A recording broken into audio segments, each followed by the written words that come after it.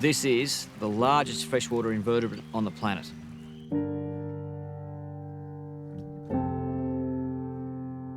The giant Tasmanian freshwater lobster is only found in the northeast and the northwest of Tassie.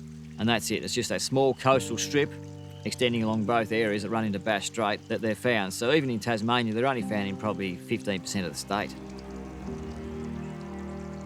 If you protect lobsters, you're protecting the whole creek and then the riparian zone for 30, 40, 50 metres either side of the creek. The whole thing comes into play. I grew up catching lobsters as a young Tasmanian boy. Went and worked the mainland for 15 years in aquaculture. I've got the background to understand how the ecological system works and just a general feel for the bush. It's madness for people to think, oh no, you want to stop everything. Well, no, you don't. You just want to have a decent bit of bush there, mate. You don't have to be a rabid greenie to say, well, I think I'd like to see this river in good condition in 100 years. At the moment, we're on the brink of making a choice. We can either keep clearing all these headwaters and basically having a heap of river systems in Tassie where lobsters are that are full of sediment, or we can stop and have some river systems that are going to be sediment-free and look like they're supposed to look before European settlement. Nowadays, we've got most of the lowland stuff done, so they're heading into the headwater systems, which is up in the hills a bit. The problem with that is that the sediment gets in the headwaters, it runs downstream, and it doesn't matter what you're doing downstream, if you're stuffing upstream, you're stuffing the whole river system. And that's what's happened. Sediment is by far and away the biggest killer of these animals. I'm not saying that they're not, shouldn't be listed as vulnerable, they should, they've been decimated.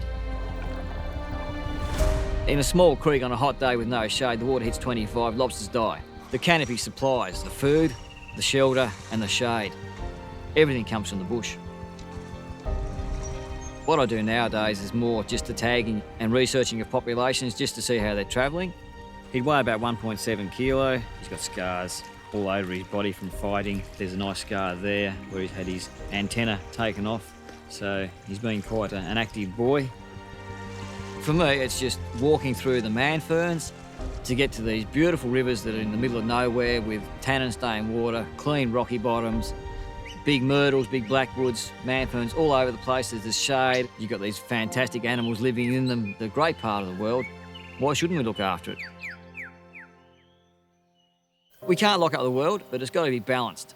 If a headwater goes, that's it. You cannot put the whole thing back and make a river. And I would say 3/4 of the river systems in the north of the state have got sediment issues. And the ones that are left, are slowly dwindling. If we start, trashing those headwaters, there is no comeback from that. It'll just be another ditch. If that's what people want, that's fine. That's up to them. But if we don't make the choice now, we're gone. Those systems are stuffed.